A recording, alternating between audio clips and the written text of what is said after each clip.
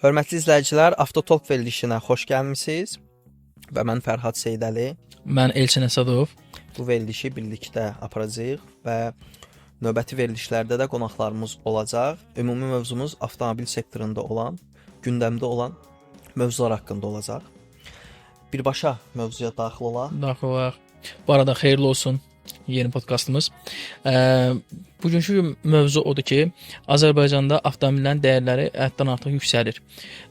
İdxal olunan avtomobillərdən gedir söhbət. Yeni avtomobillər çox fərqli olur qiymətlər. Yəni bunun səbəbi nə olaraq göstərə bilərsiniz? İlkin olaraq onu deyək ki, əsas səbəbi hibrid və plug-in hibrid, hətta elektrik avtomobilin əlavə dəyər vergisinə cəlb olunmasıdır. Bildiyiniz kimi 2026-cı ilin yanvarın 1-dən əlavə dəyər vergisindən azad olma bitir və avtomobilin dəyərindən asılı olaraq əlavə rüsum ödəniləcək. Hansı ki 1.5 mühərrikli, məsəl üçün BYD Destroyer avtomobilin həmişə gömrük rüsumu 1720 manat olmasına baxmayaraq yanvarın 1-dən sonra təbii ki bu qanun layihəsi uzadılmadığı təqdirdə, azad olmaq uzadılmadığı təqdirdə gömrük rüsumu olacaq 5500 manat civarı. Amma buna baxmayaraq da yenə 1.5 mühərrikli, plug-in hibrid mühərrikli, məsəl üçün Li7 avtomobilinin gömrük rüsumu 16000 manat civarı olacaq. Hansı ki bu vaxta qədər 1720 manat olacaq. Yəni avtomobilin dəyərindən asılı olaraq gömrük xərcləri artdığına görə hazırda Azərbaycan bazarında kəskin artış görünür. Yəni süni qiymət qalxımıdır. Çünki hazırda ölkəyə daxil olan, məsələn, bugün, dünən, bir ay əvvəl daxil olan avtomobillər elə həmişəki qaydada 1720 manat rüsum ödəməklə daxil olub. Hansı ki, eyni qiymətə Azərbaycana, belə deyək, hansısa bir şəxsə müəyyən qiymətə avtomobil başa gəlirdisə, eyni avtomobili, atıram, Unizet avtomobili 32500 manata satılırdı bir ay əvvəl, 2 ay əvvəl. İndi bugünkü gündə 36-38 min manata qalxıb. Yəni bu o demək deyil ki, gömrük xərcində bir artım oldu, ona görə qalxdı. Yox. Hələ bugünkü gün stabil dayanıb gömrük xərci, amma belə də süni qiymətlərin artımı baş verib. Süni qiymət artımı baş verib. Bu da ən çox satılan avtomobillər markalar üzərində gedir. Fikir versəz, yəni bu da ki, ən çox satılan avtomobillər haqqında nəsə bir. Yəni gündəlik satılan avtomobillər Changan Unizet 207-dir, BYD avtomobillərdir ki, hansı ki elə bir qiymətə qalxıb ki, artıq avtomobil sifariş edən bir şəxs gəlib bugünkü gündə sifariş etsə, avtomobili yanvarda gəlsə, əlavə dəyər vergisi ödəsə belə, hazırda noyabr ayı ərzində olan həmin avtomobilin qiymətindən daha aşağı gəlmiş olur. Yəni məsəl üçün Unizet avtomobilini misal çəkək. Təxminən 35500 manat civarı hər şey daxil başa gələcək yanvar ayından sonra.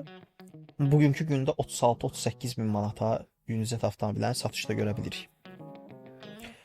Və yaxud da BYD-lərin qiyməti Destroyer Impulse yılın bugünkü gündə 25 min manatı aşıb.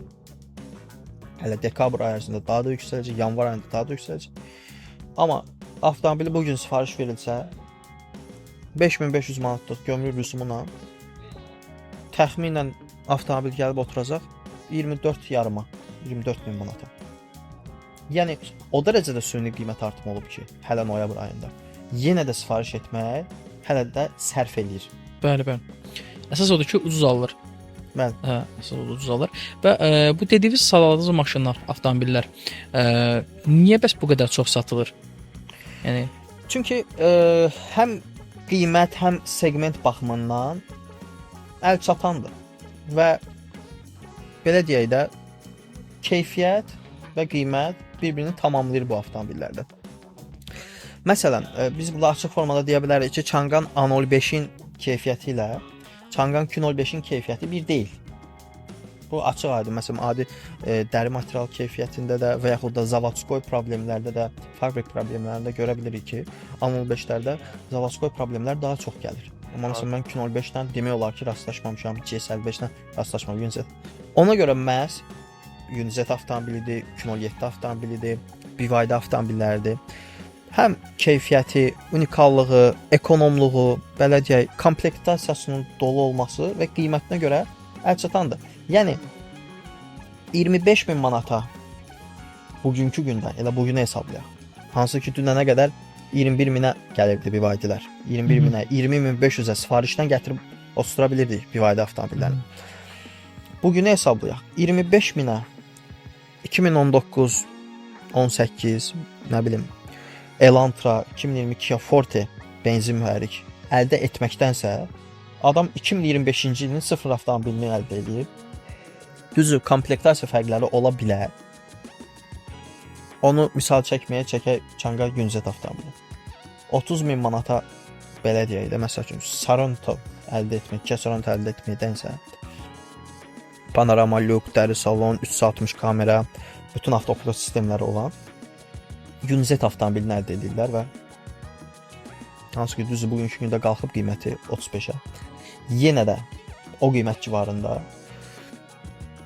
başqa ikinci bir belə deyək də avtomobil müəyyən qədər aşağı qalır.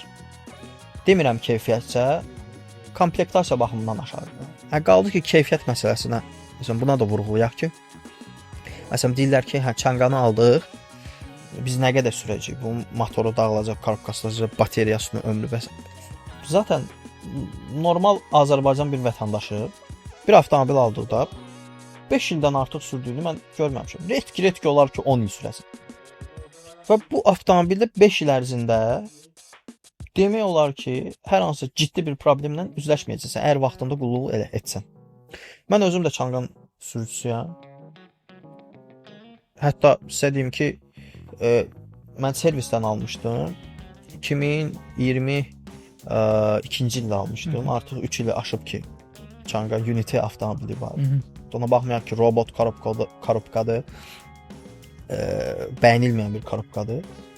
Ona baxmayaraq yağ filtrdən başqa demək olar ki, heç bir şey dəyişilmir. Avtomobil normal işləyir. Hansı ki, bir məsələ də var. Bunu da qeyd edeyim. Vacib məsələdir ki, Çanqanın ümumiyyətcə benzin mühərriklərindənsə hibrid, daha doğrusu plug-in hibrid mühərrikdə gələn modellərini mən daha keyfiyyətli sayıram. Gözə çarpılacaq dərəcədə mənə daha keyfiyyətli gəlir avtomobillərin materialı olsun, sürüşü olsun, yəni ümumiyyətcə dözümlülük olsun, mənə daha keyfiyyətli gəlir. Adi belə deyək də sürətlər qutusundakı fərqi nəzərinizə çatdırım ki, məsəl üçün robot korobka benzin mühərriklərində gəlir Çanqanların. Variator korobka sürətlər qutusu gəlir plug-in hibridlərdə. Bəli.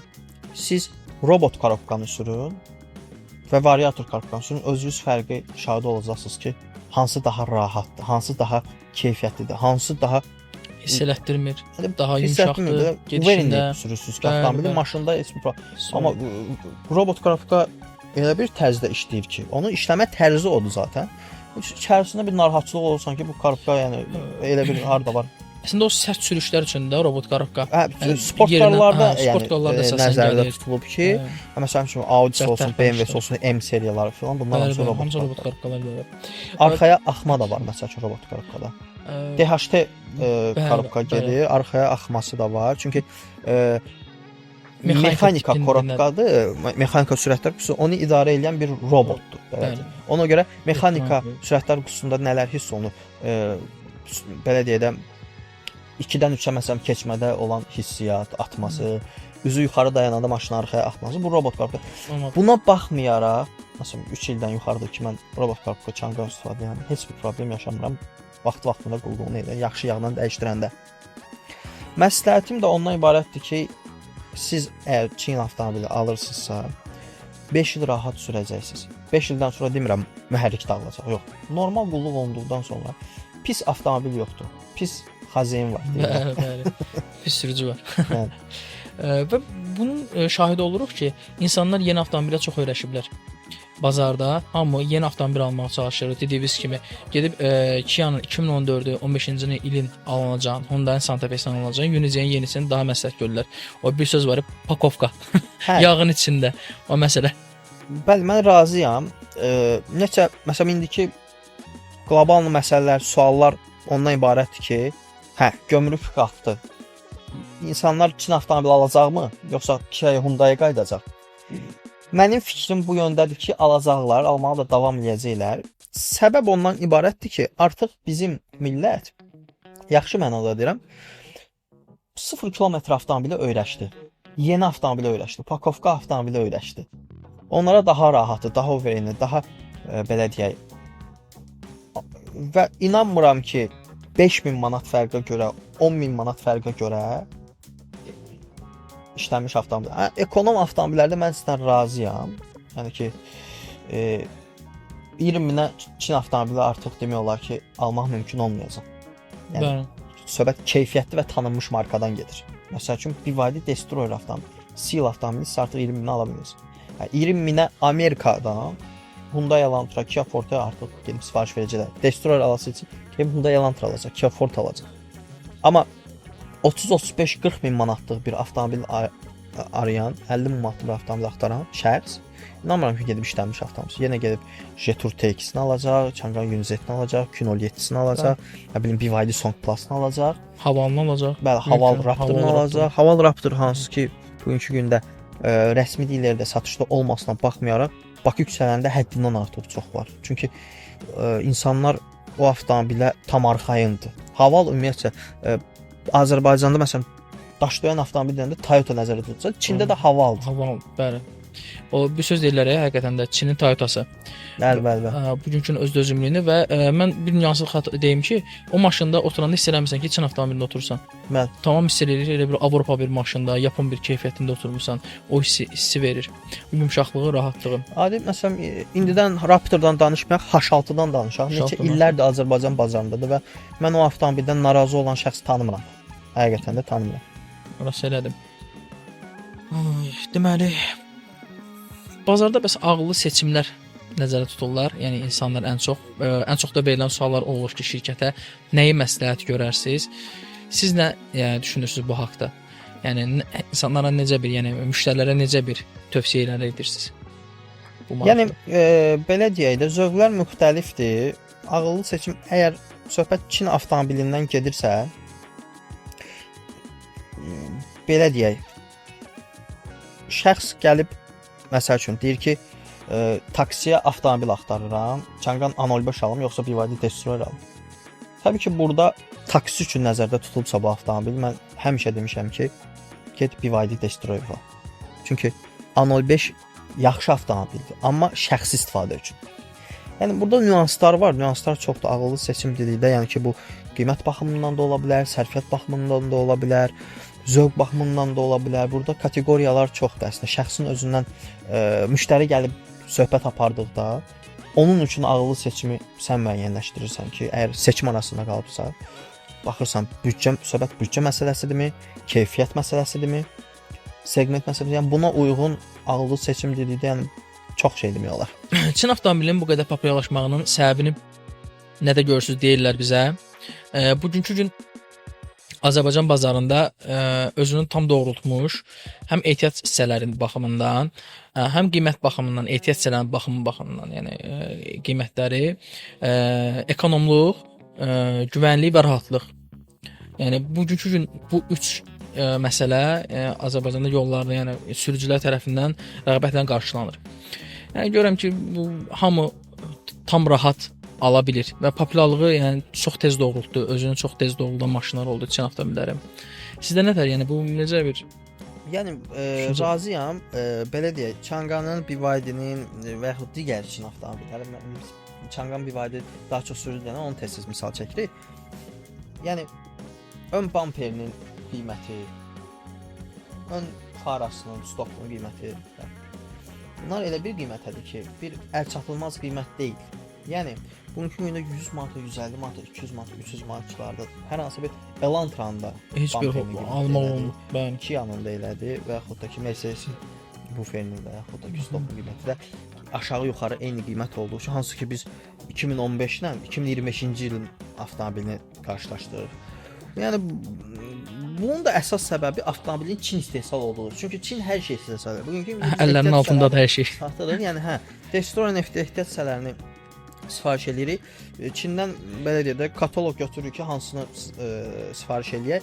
Görürük ki, bir göstərir orijinal, orijinal qutuda. Bir göstərir orijinaldır, amma orijinal qutusunda olmayan satışda eyni yerdə istehsal olunur. Bir nə bilim pad orijinalın daha zəifindən pad almalı və belə gedir. Yəni ki, o növbə-növ istehsal olunur və milyonlar qədər istehsal olunur qədər. Bu səbəbdən yəni ki, ehtiyac hissəsi azlığı və qiymət baxımından Azərbaycanda narazıçılıq mən fikirləşirəm ki, yoxdur. Hansısa avtomobillərin ola bilər ki, ehtiyac hissələri hələ tam gətirilməyib. Mən buna razıyam. Amma sizə deyim ki, çox az saydadır. Çox az sayda sürülən avtomobillərin ehtiyac hissəsi var. Bir də ümumiyyətlə məlumat xarakteri dedim ki, hər hansısa ehtiyac hissəsini siz məsəl üçün tapa bilmirsinizsə ölkədə və yaxud da ki, qiyməti sizə qane eləmirsə, çox yüksəkdirsə, biz onun sifarişini həyata keçiririk. Siz yaxınlaşın məsəl üçün Lisian avtomobilinin Li7-nin məsəl üçün ən çox da verilən o maşın faraları var ya, arxa stoplarını, orta kanallar, onlar və ön ən çox onlar tapılmır. Bahadır, yəni belə bir şey olmaz. O da çox rahatlıqla sifariş edə bilirik. Ehtiyac hissəsinin sifarişini həyata keçiririk. 2 həftəyə çatır da bura. Təxminən. Təxminən 2 həftəyə çatır. Hava yolundan göndəririk. Hava yolundan göndərilib 4-5 gün malın tapılması, kargoya qoyulması 10 gündəki yəni çatdırılma. Təxminən 2 həftə ərzində çatır bəli. Bir də o mif var idi. Zakazlarda 2 ay maşını yatacaq. O söhbət budur. Yəni mühərrik lazımdırsa o mən razıyam. Hava yolundan göndərmə çox daha başa gələcək. Gəmi ilə göndərsə o 1 aya gələcək. Mən razıyam. Bir də populyarlığı o məsələ razıyam sizə və ekonomolu, yəni bugünkü gündə Seal modeli var ki 60 manata tam yanacaq çəni olur və 2000 kilometr boyu. Bilsəz ki, bu yazılı rəqəmi vaxtlamış bölüşəz. Bir qayda Seal avtomobildə idarə edirəm, qara rəngdə. 2000 kilometr göstərsə ki, Qəbələ, oradan Yenicə, Xankəndi, oradan Şuşa, Şuşadan Laçından qayıtdın, hələ də son gedişdir. Və orada trip var, qoşursan, görürsən ki, neçə kilometr gedmirsən. Və qarşılaşdırırsan ki, benzin nə qədər qalıb. Görürsən ki, aşağı-yuxarı eynidir. Yəni ki, 20-30 kilometrin fərq var. O da ki, baxmada perval qarxırsan, düşürsən, yəni insan var. Siyona özü baxı. Qara rəng, qara disklərdən. Amma dəyişən disklərdən də yəni zavod yox, o ideal. Mən Seal-la Gimpulsun yeni kuzasının diskləri biraz yaxşı deyil. Sadə konvertasiyalı əslində hamısı Bakıda olan 99%. Ona görə ondan da yəni yaxşı disklərlə gəlir. Dəyişmək təbii olsa o öz ölçüsündə, yəni ki, ölçüsündən normasına artıq qoyanda normala gələcək. növbəti yol ölçüsünə ehtiyacları saxlayır. Bir də ən çox siz nə deyirlər? Deyirlər ki, maşının 205-lər bitib, istehsal dayanıb, məsələn, CS55-ində istehsal dayanıb, indi məlum cəmaət insanlar hamı məlumatlanır. Yeni kuzey dəyişib, yeni belə deyək də yeni modeli dəyişiblər, yeni versiya dəyişiblər. Hamı deyir ki, indi görə dayanacağı zapçası olmayacaq, ehtiyat hissəsi olmayacaq. Yəni lori dildə deyirəm ki, müştərilərlə başlamaq lazımdır. Yəni mən də özüm də deyirəm ki, 92-ci ilin Y-klass Mercedes-i var, C-klass Mercedes-i var. Zapçasları tapılır, ehtiyat hissələri tapılır. Bununla tapılmayacaq. Çin əlində də hər bir şey istəyirsə edir. Ən çox da insanların qorxduğu məsələ budur. Mən bunu həmişə insanlarda bir qorxu kimi görmüşəm, müştərilərin özündə. Hər dəfə də demişəm ki, yəni bunun yəni mən işin içində olduğuma görə, tam rahatlıqla əldə edə bildiyimizə görə mümkün maşınlar var ki, gələcək Destroyerlər 05-lər restyle getdi, amma yenə də qalır. Gimplaslar restyle gedib, yenə də ehtiyat hissələri gəlir. Bu mümkündə var. A05-lər də həmçinin restyle gedib, yenə də stoplardır, paralardır, buferlərdir, bəzi nüanslardır ki, yenə də istehsal olunur, yenə də var. Yəni model dəyişsək də rəsmi bir açıqlaması da var ki, istehsal olunan avtomobilə zavod tərəfindən nə qədər qarantiya verilirsə, məsələn 3 il, 5 il, 10 il fərq yoxdur. Nə qədər qarantiya verilirsə, həmin avtomobilin ehtiyac hissəsi həmin tarix boyu istehsal olunmalıdır. Bu məcburiyyətdir. Yəni, məsəl üçün, Seal avtomobili və Li avtomobili istehsal olundu.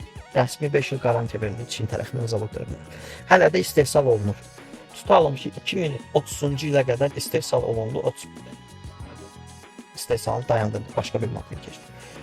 2030-cu ildən verilən sonuncu avtomobilə 5 il qarantiya, yəni 2035-ci ilə qədər avtomobilin Siangın zavodu ehtiyat hissəsi istehsal etməlidir. 5 il boyunca tam təmin etməlidir. Yoxdur, çatmır, yox. Tam təmin etməlidir. Bu rəsmi belə deyək də məlumatdır və zavod tərəfindən istehsal olunur. Tamam, bəs zavod tərəfindən istehsal olunmayan görün nə qədər ehtiyat hissəsi var Çindən. Yəni biz Çindən söhbət edirik də, biz Amerikadan, Germaniyadan, Avropa ölkəsindən söhbət edirik. Çin hər hansısa bir şeyin görə nə qədər xüsusilə poddelkasını istehsal, yəni mümkün deyil. Bir vayda elə tünel çıxıb, tünel çıxıb, Qimpuls tünel çıxıb, orası Bakıya gətirir. Müəyyən qədər doldurublar ehtiyat hissələrini. Gətirməkdə davam edirlər. Ola bilər deyərlər ki, filan şey yoxdur Bakıda. Amma Çində artıq var. Biz daim oradan danışırıq. Çünki ehtiyat hissələri sifariş veririk. Görürük ki, yəni sayı hesabı yoxdur, stokda ol. Hətta mən yenicə Çində idim, Guangzhou şəhərində. Orada belə bir şeyin şahidi oldum ki, yeni sıfır avtomobilləri alırlar. 2017-dən aldılar. Doğruyurlar. Yeni sıfır avtomobili doğruyurlar. Ehtiyat hissələrini parçalayıb satırlar, orijinalıdır. Nə iki zavod? Yəni birisi var ki, zavoddan nə bilim, sürətlər kutusunun filan şeyini alasan, axtarıb tapasan. Məsələn, reduktorun zamanı. Amma bir də var ki, qeyri bir şəxslər avtomobil yenisini alır, doğrayır, oradan da satır. Onu da əl çatan edirlər. Plusdakı ikinci əldə var, plusdakı poddelkası var, plusdakindən çoxdur. Yəni ki, o bitəsi bir şey deyil hələ ki, mən belə fikirləşirəm. Hazır ki, təcrübə əsasına deyirəm ki, Çin avtomobilinin ehtiyat hissəsinə bir müddətdən sonra ümumiyyətcə heç bir belə deyək də əl çatmazlıq olmayacaq. Yəni ki, tam rahat istədiyiniz qədər əldə edə biləcəksiniz və bu da məhz bu da qiymətin günü-gündən aşağı düşməsinə gətirib çıxaracaq. Yəni rəqabət artırsa qiymət düşür.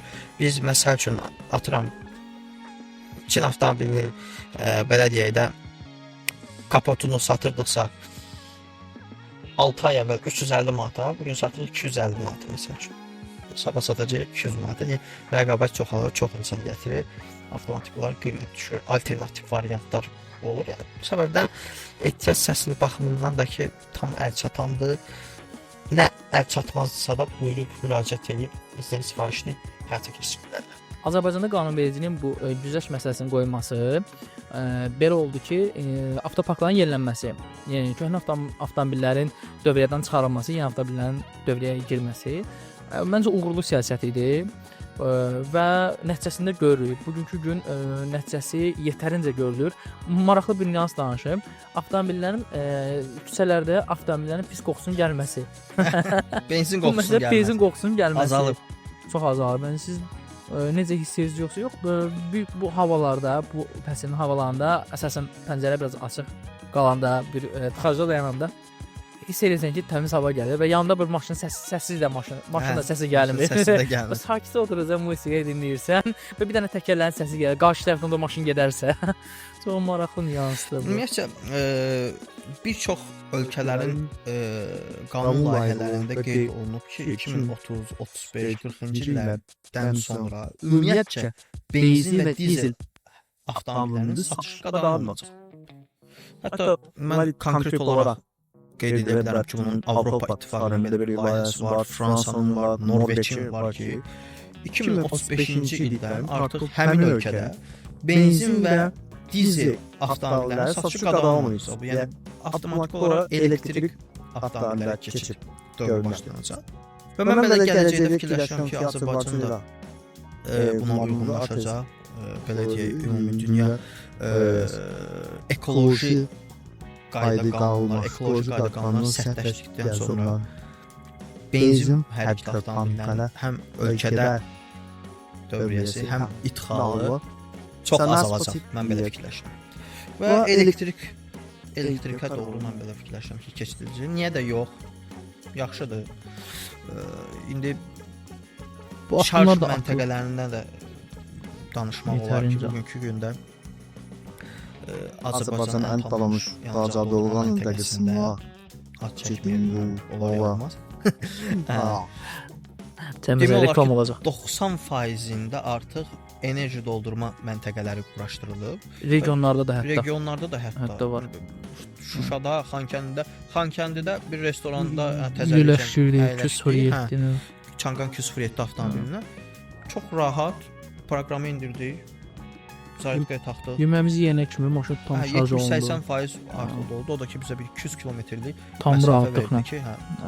Yəni istifadə edə bilərik. mən belə fikirləşirəm ki, önümüzdəki illərdə elektrikli avtomobillərin sayı daha çox olacaq. Olsa da ki, ƏDV-dən azad olmasa da belə yenə də gələcək. 18% dərəcədə məsəl üçün Tesla modelini nəzərdə götürək. Amerikada Tesla Model 3, Model Y avtomobil sifariş verirsiniz. Əgər həmin avtomobil ƏDV-yə cəlb olunsa, rüsum olacaq 3 manat, 3-5 manat. Təxminən alış dəyərinə görə hesablayıram. Məsəl üçün 12.000 dollarlıq bir avtomobilin 18%-i təxminən bir 3-5 manatdır maksimum ortaya çıxır. O da böyük bir ciddi məbləğ. Mən belə fikirləşirəm ki, deyil. Tesla alan şəxs üçün 3-5 manat da ciddi bir rəqəm fərqi deyil. Normaldır. Ona görə alan yenə alacaq. Önümüzdəki illərdə mən belə fikirləşirəm ki, qanun layihələrində, ekoloji məsələlərdə benzin və dizelin hər iki avtomobillərə daha sərt davranılacaq. Mən belə fikirləşirəm. Onsuz da o pulu çıxarma olur da. Benzini vermirsən. Mən ona razıyam. Yəni filtrdən azadsan, yağdan azadsan, benzindən azadsan. Qoy 10 ildən sonra sənin bateriya bir zəhmət yəni dəyiş də. O da lazımdır da. 3000 ver də bateriyaya bir zəhmət yəni. Yəni o da böyük bir şeydir. Onun qatını çıxarmısan zaten. Çox rahatlıqla. İnsanlar bilirsən qorxan çox. Maşını gedərəm rayonda, ailəmlə gedərəm rayonda yolda qalıram. Bugünkü gün avtomobillər də hardasa 20 dəqiqə, 30 dəqiqə yenilənmiş bateriyalar var ki, 20 dəqiqə, 30 dəqiqə tam şarj olunur. Yəni o vaxta qədər də o dediyimiz kimi də hər hansı bir yerdə yemək yedən oturdun, o maşın şarj olunacaq. Mən yəni, razıyam. Hətta belə deyil, şarj məntəqəsi yoxdur getdiyin rayonda. Adaptera qoy. Yəni deyəcəksiniz ki, bəs top yoxdur. Rozetkada rus sözlərini istifadə edirəm. Zazmin olmalıdır. Torpaqlama olmadı. O da olmasın. Hətta smart adapterlar var ki, özü birbaşa onu idarə edir. AliExpress-dən də hamı zakaz edib bu Trendyol kimi girib oradan 150 manata zakaz etsən gəlir. İstər zazminli ilə, istər zazminli ilə seçə bilirsən oradan ki, torpaqlama olan o yerdə taxıram. Onu seçdin, artıq aparat özü tənzimləyir hamısını. Elektrikli təmizləyir və rahat taxıb istənilən rahat istifadə etmək. Elektrik yuvasında rozetka. Taxıb rahat şarj eləyə bilərsiniz avtomobili. Yəni ki, mən belə fikirləşirəm ki, də istənilən evdə, çöldə, hər yerdə elektrik yuvası da var, rozetka var orada. Yəni taxıb istifadə eləyə bilərsiniz. O ciddi bir problem deyil. Deməli, 2023-cü ildə ayda 6 modelini almışdıq. Deməli, bir nüansı var, bir zarafat mənasında. Deməli, bir otellərin birinə getmişdik. Həmin orada Zaqatalaya. Buradan birbaşa kilometraj verdi. 620 kilometr yol verirdi. Biz getdik, çatdıq ora. Yəni tam maşın çatdı, hər bir 15% də qalmışdı. Məsələn, Ziyadkaya qoşduq maşını. Onda da maşın öz adapteri, zavod adapteri üzərində idi. Deməli, bir oteldir, bir gözəl bir mənzərəli, dağın ətəyində bir maraqlı bir otel idi. Nəsə onu qoşuruq. Bir 5 dəqiqə ayrılırıq, bütün otelin işıqları sönür. Bütün otel aləm dəyər bir-birinə, administrator gəlir, təzədən işıqları yandırırlar. Adapteri taxırıq, keçirik, yenə otelin işıqları sönür. Belə bir nüanslar olur və onun qabağını almaq üçün, yəni biz də onu bilmirdik. Sonra mən bildim ki, belə bir adapter var. Mən razıyam. Elektrik gücü düz paylanmalıdır ki, adi mən razıyam olub dəfnən. Adi şey deyim sizə. Elektrik maşının da problem deyil, açıq. Otelin problemidir, zazimliyə verir. Elektrikli stansiya quraşdırmışıq. Məsəl üçün havalı Raptor avtomobili olub bizdə. Elektrik stansiya quraşdırmışıq. Divara bərkidilib. Birbaşa da Kisopçukdan gəlir qoşulur birbaşa elektrik stansiyasına. Bir zaratkaya taxanda stansiyada yanır qırmızı işıq. Niyə? Nədir bu? Amper çatmır. Düzgün bölüm var, hər şeydə var. Amper çatmır. Biz ona uyğun olaraq məcbur stabilizator da qoşduq. Belə şeylər var, bu problemlər var. Biz bunu qəbul edirik ki, bugünkü gündə %100 əl çatan hər şey super deyil. Biz bunu qəbul edirik. Amma ən azından 1-2 il ərzində bu qədər sürətli inkişaf edibsə, şarj stansiyaları olsun, adapterlər olsun, hər şey adapter, smart adapterlər istəsə olur, Bakıda satılır. Bu cür imkanlar təqdim olunduqdan sonra mən belə fikirləşirəm ki, bir neçə ildən sonra artıq bu problemlər də tam aradan qalxmış olacaq. Bəli. Adaptasiya dövrü çox tez gedir. Çox tez gedir. Və bu əslində xoş bir hissdir. Yəni insanlar daha yaxşı, yəni bunu mənimsəyir və qəbul edir. Bu çox gözəl bir hissdir. Həm də yəni Yaxşı burada və pis olan nədir?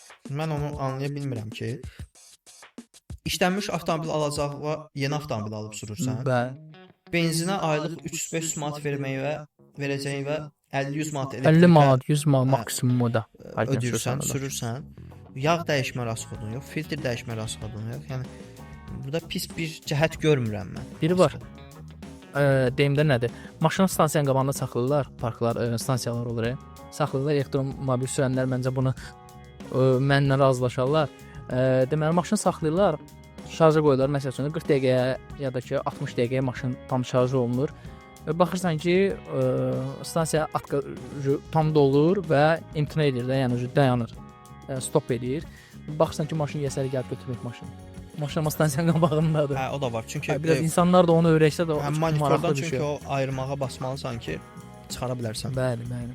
Həm o var, həm də bir problem ondan ibarətdir ki, məsələn stansiyadır, nə bilim 100 kW, 150 kW, nə bilim 60 kW bir stansiyadır. Fərqi yoxdur. Və 2 dənə belə deyək də başlığı var. Bir başlığı taxtıqda avtomatik obrisini gücü düşür, yarıyır.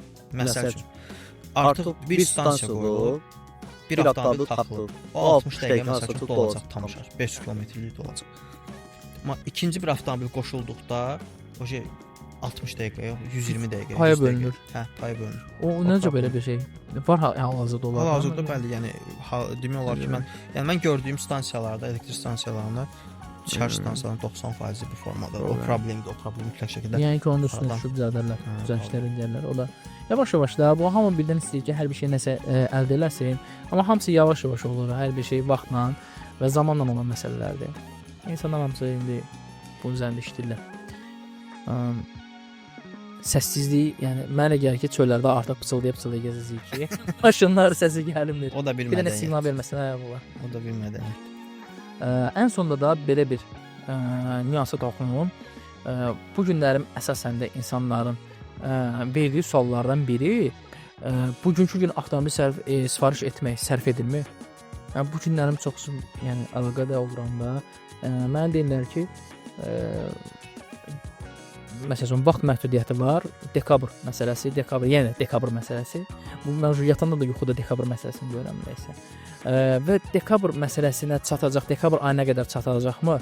Deyir ki, artıq siz gecikmisiniz də, amma yenə sifariş eləsəniz buna çatarsınız, yanvara çatacaqsınız. Yəni sifariş dayanmır.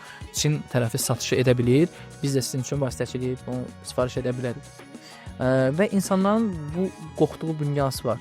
Yəni sifariş hələ də ki sərf edilmi?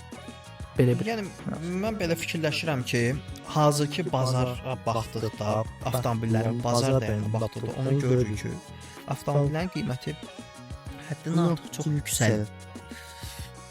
Və elə bir perioddan keçirik ki, bu hər gün, hər həftə qalxa-qalxa gedir. Hazırki bazar dəyərində elə bir qiymətədir ki, siz sifariş versəniz, 500 manat aşağı qiymətə gələcək. Yanvarda gəlməsinə baxmayaraq, ədəbi ödəməyinizə baxmayaraq. Hansı ki, yaxşı, bəs yanvarda gəldi avtomobil. Həmin vaxtı, yanvar ayı ərzində həmin avtomobil 500 manat fərq edəcəkmi? Yox. Yox, çox fərq edəcək. Məsələn, 3000 manat hətta ondan çox fərq verəcək. Yəni ki, biz bunu həmişə şahid olmuşuq da. Çin avtomobillərində belə deyək, aşağı segment, ucuz ekonom avtomobillərdə, bir vaqilərdə bir 1500-2000 manat fərq olur həmişə qiymətində Bakı bazarından Çin zakazı. Yunizet avtomobillərdə 3000 manat arası fərq olur. Kinol 7 avtomobillərdə 4000 manat. Məsələn, belə Li avtomobillərdə təxminən 5000 manat, 6000 manat, yəni 7000 manat, Li9-da 6000 dollar zad belə fərq olur. Bu fərq zaten həmişə özünü qoruyub saxlayacaq. Yəni siz bu gün avtomobil sifariş etdiniz. Bu avtomobil gəldi yanvar ayında. ƏDV-ni ödədiniz. Sizin itirəcəyiniz bir vəsait yoxdur. nə ola bilər itirəcəyimiz? Hə, mən noyabr ayında zakaz eləməsəydim avtomobili, eləsəydim sentyabr ayında, eləsəydim avqust ayında o ƏDV-yə düşməyəcəkdim. Daha ucuz başa gələcəkdi avtomobil. Amma artıq bu reallıqla qəbul lazım ki, avtomobil qiyməti qalxıb. Və sifariş etmək istəyən yenə də edəcək. Bakı bazarından almaq istəyən yenə də Bakı bazarından alacaq, qiymətlə razı. Çünki qiymət fantastik bir qalxım deyil də, yəni ki, BYD Destroy'un qiyməti 23 mindən qalxıb 25 minə. Yanvarda da olsun 26-27. Daha Yəni da ki, olacaq. 10 minlik qalxım deyil ki, insanlar əl çatılmaz olsun və Unizet avtomobilinin qiyməti əvvəl satırdı 33-ə, 32 yanına, indi satır 36, təxminən 3500-4000 manatlıq bir qalxım var. Mən razıyam, məbləğdir, amma yəni ki, 30 min manat ödəyən bir şəxs üçün 3-4 bin manat əlavə ödəməyə məncə ciddi bir fərq yoxdur. Yəni, sifariş qisminə qaldığı ki, sifariş hər halda sərf edəcək. Yanvarda da, fevralda da, martda da, 26-cı da sifariş etdiyiniz təqdirdə siz Bakı bazarından daha aşağı əldə etmiş olacaqsınız. Bu bir mənalıdır. Bugünkü gündə də biz sifarişlər sözümüz qəbul edirsiniz. Hansı ki, noyabr ayıdır, qəbul edirik, deyirik ki, maşının nə vaxt gələcək, deyirik ki, təxminən böyük ehtimalla yanvarda gələcək, dekabr ayıdır. Deyirik ki, yanvarda hansı qiymət olacaq olsun, deyirik ki, bu qiymət gömrük kalkulyatının var orada, yazırsın, nə çıxırsa oldu. Bu olacaq. Bu adam razılaşır, çünki vurub çıxıb hesab edir, gör ki, hazırki Bakı bazar dəyərindən yenə aşağı qiymətə gəlir. Bəli, bəli. Bugünkü gün bəlli maşınlar var ki, bəlli modellər var, həddən artıq modellər var. Yəni biz dediyimiz Unize CS55, 205 bu modellər həddən artıq çox satılır öz yerində. Amma bəlli modellər var ki, məsələn Hunter'ın özü, Changan Hunter'ın özü.